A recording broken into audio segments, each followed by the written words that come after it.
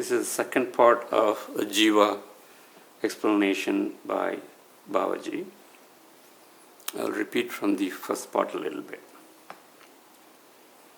அப்படிப்பட்ட மாபெரும் ரகசியமான நீ எனும் ஜீவன் பல பல பிறவிகள் ஏற்பட்ட மாயை எனும் மனதின் சுழற்சியினால் பல பிறவிகள் எடுத்து இப்போது உன்னையே நீ உணரும் மனித பிறவியில் உள்ளாய் என்பதை புரிந்து கொள்.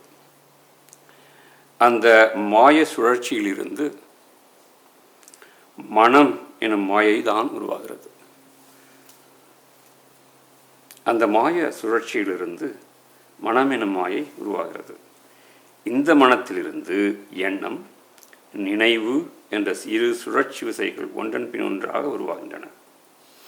அதன் விரிவை கூறுகிறேன் கேள்.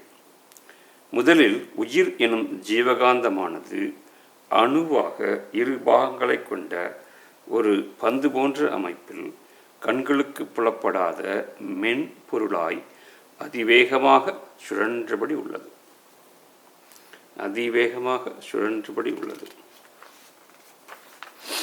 இதிலிருந்து இந்த ஜீவகாந்தத்தின் அதிவேக சுழற்சியிலிருந்து ஏற்படும் அணு மின் விசையானது எண்ணற்ற அதிர்வலைகளாக மனம் எனும் மாயையாக உருப்பெறுகிறது. இந்த மனம் என்ற மாய விசையானது எண்ணம், நினைவு என்ற இரு பிரிவுகளாக பிரிந்து நிற்கின்றது.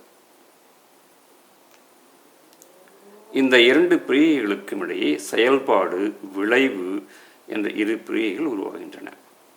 இவைகளின் மூலமாகவே உலகில் கோடான கோடி உயிரினங்களின் வாழ்க்கை சுழற்சியானது நடைபெற்று கொண்டிருக்கிறது.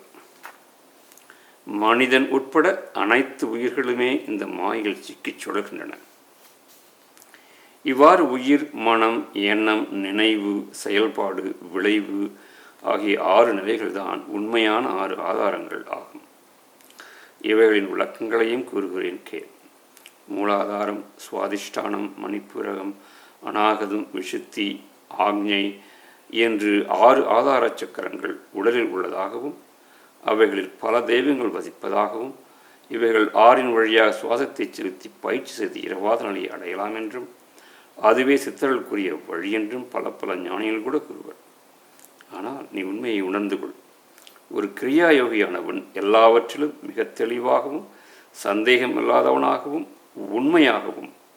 உண்மையானவனாகவும் விஞ்ஞானபூர்வமாகவும் அனுபவபூர்வமாகவும் விரிவான விளக்கங்களை உணர்ந்து அளிப்பவனாகவும் இருக்க வேண்டும். இந்த உயிர் அல்லது ஜீவ அணுவை பற்றி ஒரு படத்தை பாபாஜி மூலமாக வெளிவருகிறது.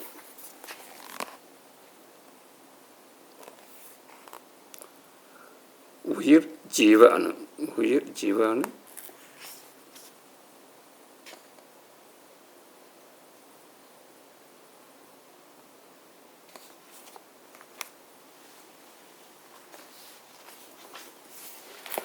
மனம் எவ்வாறு இதிலிருந்து உண்டாகிறது என்பதை பற்றிய விளக்கம். உயிர் என்ற ஜீவ அணு, மனம் என்ற சுழற்சி இங்கே உருவாகிறது.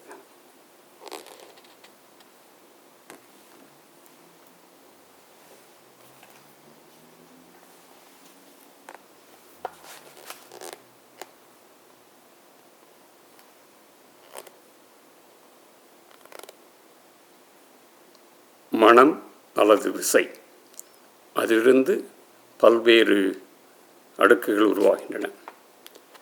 ஜீவ அணுவின் அதிவேக சுழற்சியினால் வெளிப்படும் அணு மின்காந்த சக்தியின் விசையானது சுழன்று பஞ்சபூத ஆற்றலுடன் மாய மனமாக உருவாகும் தோற்றம்தான் இது.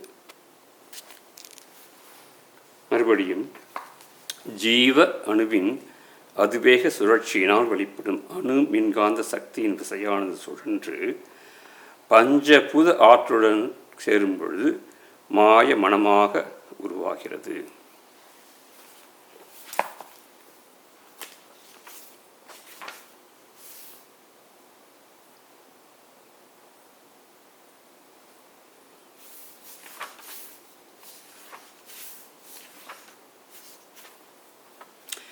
இனி அடுத்த